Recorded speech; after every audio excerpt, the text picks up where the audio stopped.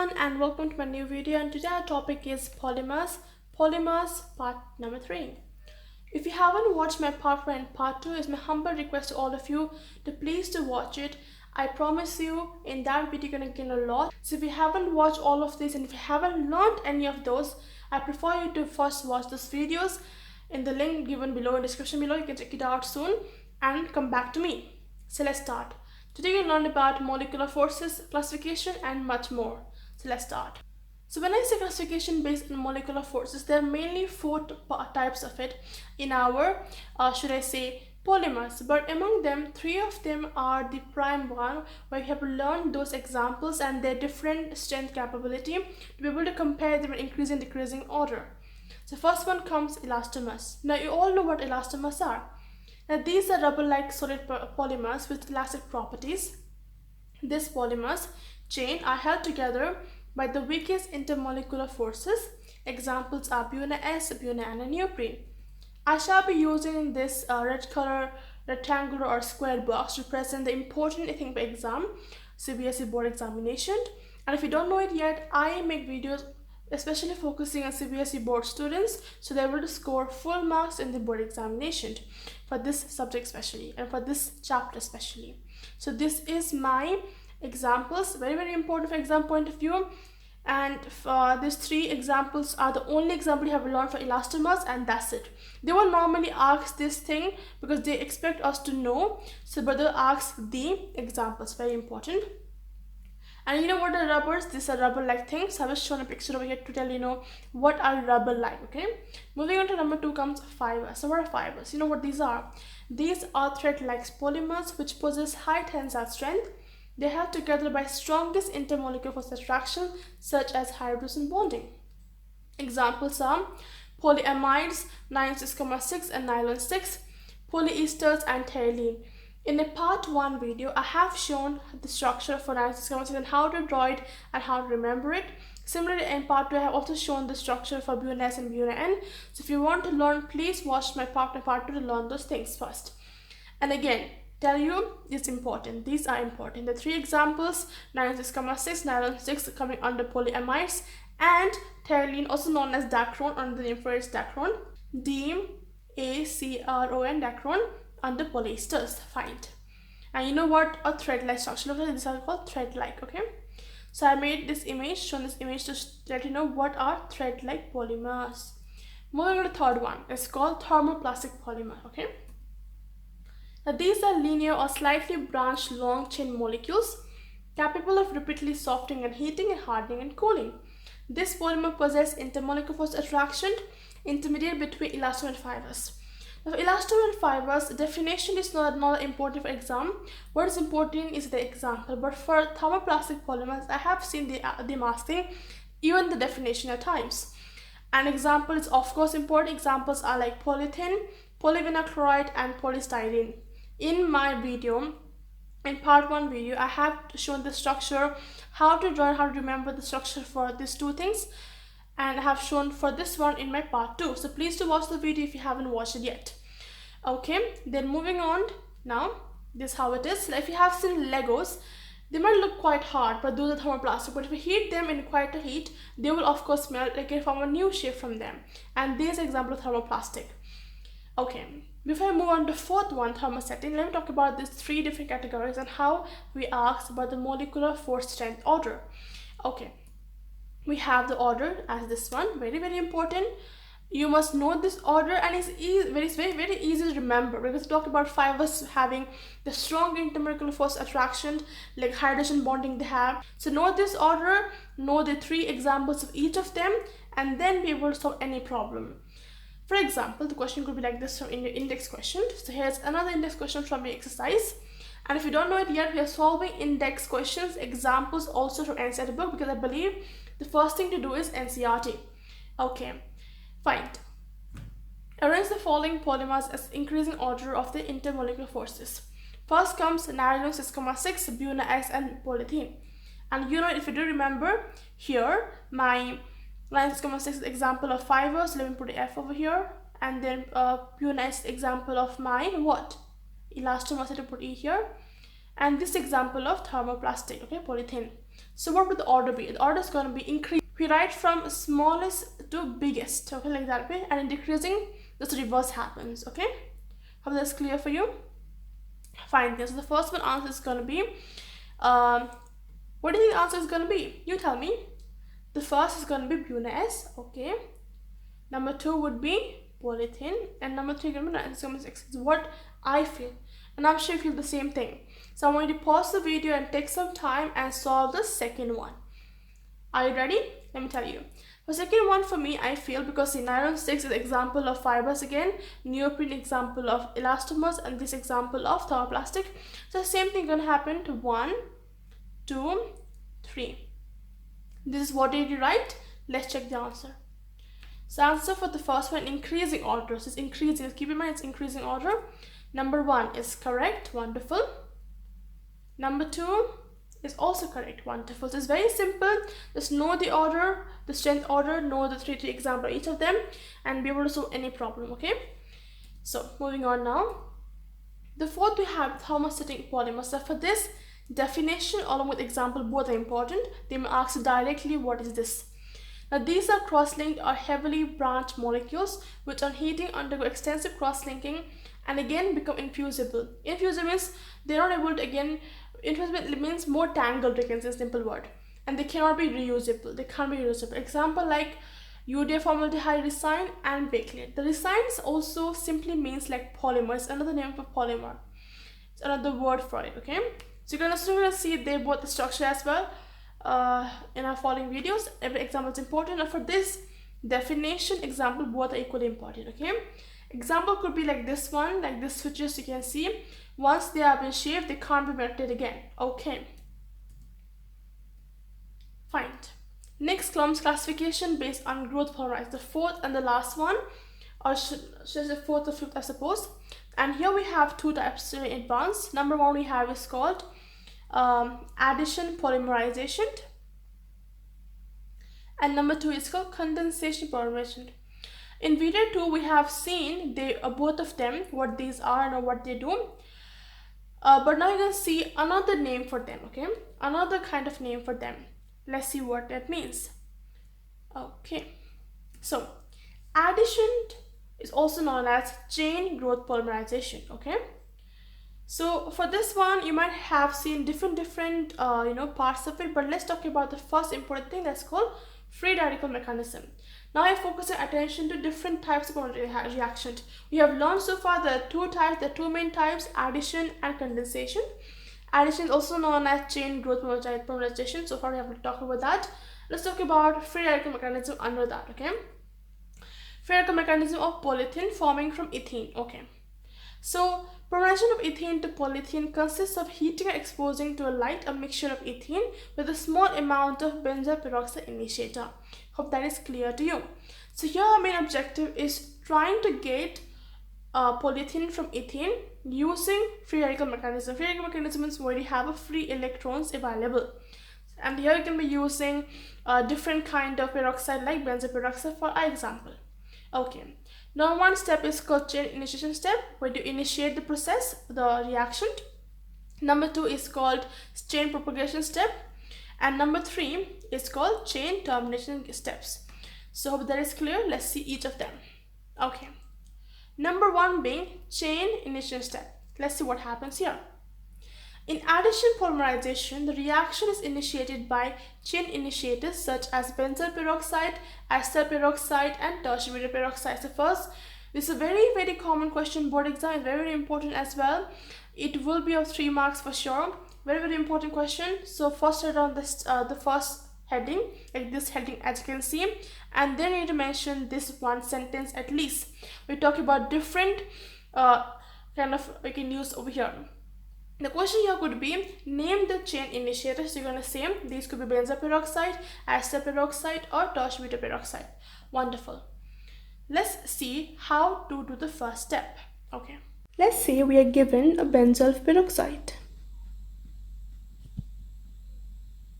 Benzoyl peroxide is gonna have the structure of C6H5, carbon double bond O, carbon double bond O, and C6H5. Simple and wonderful. Okay, now this is going to undergo a process called Homo Lysis. In Homo Lysis, what happens is it splits up. And how does it split up? If you have a, let's say, a symmetrical compound like this, you're going to split off from that section which is symmetry to both the part. Like for this example, we have this one section and this section. They're very similar to each other. They're like the reflection of each other. So you're going to break down from here. And that is how homolysis occurs. Okay, so as per let's say I have two different elements with me, having a free electrons with each of them, then they are going to form a single bond like this. So single bond is nothing but the joining of two electrons of two different elements or compounds or whichever it might be. So similarly, double bond means it is involvement of four electrons. Yes. So here in our example, here we're gonna have two electrons combining together. Now they split up to themselves to give us what? To give us two C6H5 carbon double bond O and a free electron. This word signifies a free. Let me use a different color pen to write down that. Okay, a free electron. Correct. Okay, now this again undergoes a process called homolysis again, but no intervention again here is understood by the examiner. So again from this part where you have two electrons, they split up to themselves, and this free electron comes down here to give us what? To give us a product called 2C6H5 of free electrons on top of carbon, and this is called a phenyl radical, and plus 2CO2. You may have many questions here. Number one question you're going to have here is, why do we have two here? We have two here because two, that is left hand side and right hand side, two different parts are forming. That's why you have two here. And number two question you're going to have is, how can you say that the free electron is coming on top of carbon and not hydrogen? Okay, see, tell me one thing. Is the bond being formed between the carbon or between the carbon hydrogen? Of course, between the carbon, because I'm showing it this way. So what is happening basically in this area, if I have to say more especially in this area, what is happening is you have a benzene ring like this way, and benzene, this dot represents the carbon. Okay, so this dots like this represent the carbon. So this carbon is forming a bond with carbon double bond O and free radical. So when this bond splits like this free electron is basically going to carbon, and that's why we have a free radical or the electron on top of the carbon. Okay, that's clear. Nice. Now next question is, how are we getting CO2? And remember, we have two here because we are using two of them. That's why we're getting two. Fine, but how is the CO2? If you don't know it yet, let me tell you. The structure of CO2 is going to be carbon double bond O. That is carbon double bond O. This is the structure of CO2. Okay, so here let's focus now attention, keeping these things away. Let's focus our attention now.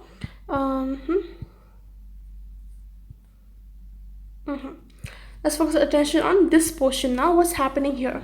So we have a carbon double bond O free radical on top of it. Is getting one more electron from the bond which is not broken with our benzene ring, isn't it? Correct. So this one free electron and this one free electron comes together to be able to form one more bond here, so giving us two bonds. So this looks same like what I have written over here, and there's nothing but structure of CO2, and that's how we're getting 2CO2. And hope that is clear for you.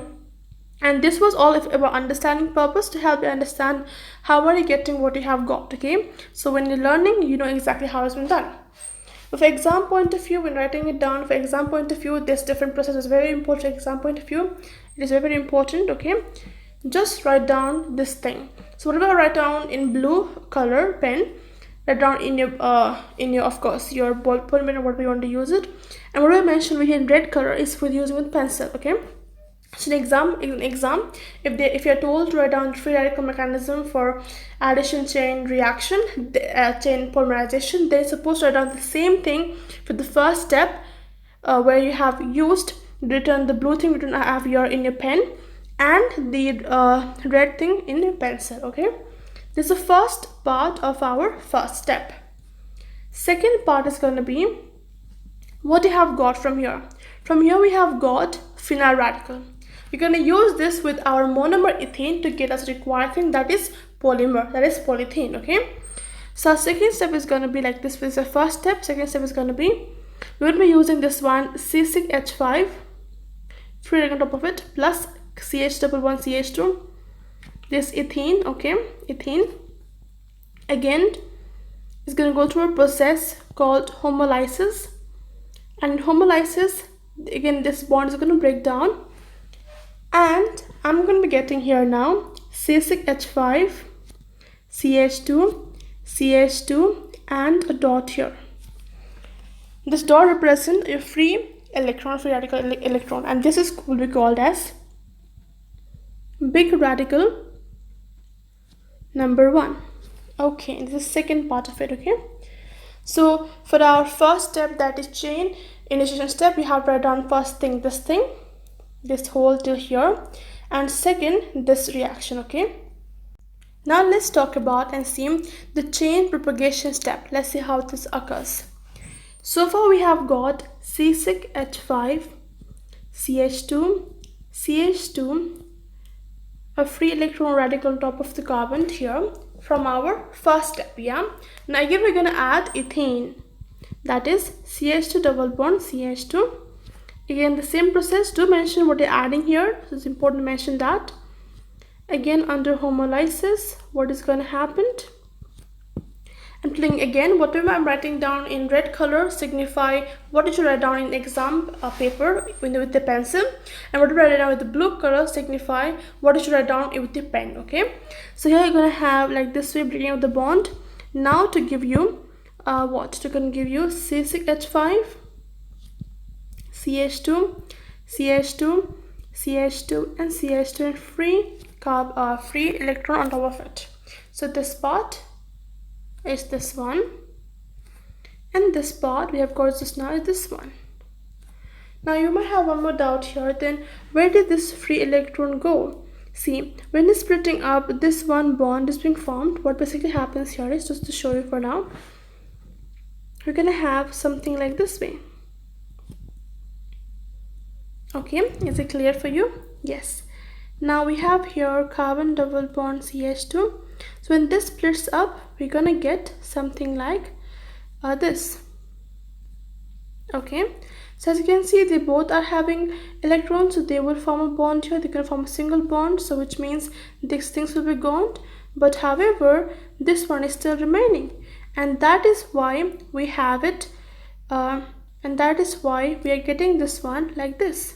Okay, we have ignored the single bond. I have not shown that here. We just have shown them joined together, and this free radical is still present in this given carbon, and that's how it works. Okay, fine then. Now next what? This was when you add 1 or 2 ethane to it. Let's see what happens when you add n number of it. Okay, so when you add n number of CH2 double bond CH, because you want to form a long polymer chain of polyethylene. So we add n number of it, we're going to be getting CH2, H5, CH2, CH2, CH2, CH2, n time CH2, CH2, and a free carbon here. This will be called as bigger free radical number 2. Clear?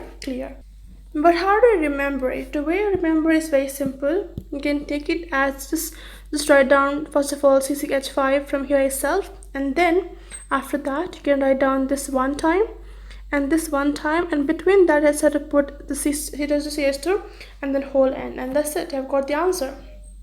Okay, now this was for our second step of propagation, and that's what we have for propagation for now. Okay, let's look at this one last time. So propagation step is step number 2. We have this thing, so in exam write this down as I've shown in the blue color, and use what I've written here with red color to write in pencil, and that's required for second step. Let's see the third step, that is termination step. Now let's see what happens here. From step number 2, propagation step, we have got C6H5, CH2, CH2, CH2, CH2 whole N, CH2, CH2, and a free radical on top of it. Let's see what if we have one more like this here on this side. Okay, same thing. Let's say we have it here. CH2 free radical on top of it. CH2, CH2, CH2 whole 6. I written down it in a reverse manner, but we have the same thing here in front of us. C6H5. Okay, we have this two thing in front of us. Now, as you can clearly see that they both have a free radical on top of it, they can come down to form a single bond here. It's gonna be like this. At the end of the day, it's gonna be a single bond here, like that way. Fine, this is what you have got. Now we need polyethylene and not benzene also. So try excluding benzene. We're drawing a square bracket here like this way. Okay, that's it. And then you're gonna put an arrow down and write down polymerization. Okay, and then after that you can write down here CH2. Just copy what is within the bracket. That's it. So excluding this part, C6H5, CH2, CH2 single bond, CH2, CH2, again CH2, CH2 whole N, CH2, CH2, and branched out whole. Now put a bigger curly bracket, or you can say simple bracket, and then whole N. Now this is your polyethylene, and with this we have finished our step for number 3, step domination. Domination, this much only. Write down what you have got from step number 2 here once. As you can see, write down the same thing one more time, this but in a flipped manner. Then join them together, the free radical top of it, join them together to give it the structure, and then put a curly, or should I say put a square bracket, or the box bracket, to eliminate or try to ignore this part, because we don't want that for our ethene. And return these steps of polymerization down with arrow and get the answer as shown here, and that's it. So ignore the orange color mark, other thing you got to mention in exam. Okay, so you have seen so far the 3 different process of free radical mechanism, and all of these 3 steps are important for 3 marks question. If they ask you write down the polymerization of ethene from a polyethylene from ethene using free radical mechanism, then you have to show all the 3 steps, the 3 chain steps along with how it's been formed, and that's it. So let's move on now. Next we have preparation of some other important addition polymers. Okay, one of them is polyethylene. We have seen for polyethylene how it's been done. Now you can look at the 2 different types of polyethylene. These are low density and high density. Okay, difference between the both is very important for exam point of view, and it's the most commonly asked question for either for 3 marks, for 1 mark sometimes as well. When we talk about the difference between both of them, you have to always mention these 3 things. Number 1, about the branching. Number 2, about the temperature and pressure. And number 3, about the toughness. Okay, so it's very important to have highlighted in red to show its importance in front of you. If you see your textbook, this is how they have given to you, as 2 big paragraphs. Okay, for this is even 2 paragraphs. Yeah, and just be like, how do you supposed to learn this as a difference? But I have made it work so easy, and look at this. I have made a simple table for you, so whatever was given in the previous slide is everything here summed up to 3 different sentences consisting of all the 3 points. In the first point, we talk about the pressure. As you can see here, we talk about the pressure and the temperature, pressure and the temperature. Second, about the branching. Second, about the branching, structure and branching. Third, about the toughness. See? So if we learn this 3 point as it is, then getting full marks from this part is not a tough job for you. Okay? So I made it work easy, so please give me a like for that. But anyway, let's move on to the points. Number 1 point says, for LDP, that's low density polyethylene, is optimal polymerization of ethene under high pressure of 1000 to 1000 atmosphere at a temperature of 350 K to 570 K in the presence of a peroxide or catalyst or initiator. So this both word means the same thing actually. Okay, And for high density polyethylene, it says is obtained by polymerization of ethene under low pressure of 67 atmosphere at temperature of 333 K to 343 K in the presence of catalysts such as triethyl aluminum, important to note on here, triethyl aluminum, and titanium tetrachloride or Ziegler-Natta catalyst. Number 2, they consist of high branch structure and they have low density. And other point, they consist of linear chain structure and thus have high density due to close packing. And last point, they are chemical inert. They're chemical inert and are tough but flexible and poor conductive elasticity. They are also chemical inert and more tougher and harder than LDP. So this is the whole table I have provided for you. Simply, as you can see in front of me, note it down, take a screenshot if you want to, and learn them as it is to be able to score full marks from this topic. Okay. Next we have is called polytetrafluoroethane. Now, as per you understand here, our monomer is tetrafluoroethane or called Teflon also. It is the same thing. If you have seen your pan where you make your omelette every single day, there's a black coat made on that. That is your Teflon. Okay. So let's see about the structure. Let's see how do we get polytetrafluoroethane from tetrafluoroethane or Teflon. The monomer unit here we have is tetrafluoroethane, also known as Teflon. Now that is nothing but C carbon, then CF2, double bond CF2. Okay, n times. In the presence of two important things, that is peroxide and a high pressure. It's important to mention these two categories for our this process. Okay, this is going to give us, what can give us? CF2, single bond CF2, branch out on both the sides in whole N, and that is our this is our polytetrafluoroethane. Simple and easy. So remember our tetrafluoroethane, because tetra means what? Tetra means 4 actually. So we have ethene. So this, let me tell you how to write down, as well, how to know what is the structure of the monomer. Okay, look here. The word ethene means, carbon double bond carbon, but it's not just ethene. It is tetrafluoro, means there are four fluorine attached to it on either side. So I'm going to give you the structure, okay, and that's how you then move on to doing the process and you can get the answer. Next we have is called polyacrylonitrile, whose monomer is vinyl cyanide or acrylonitrile. So let's see how we get structure for this one. Get polyacrylonitrile from acrylonitrile or vinyl cyanide.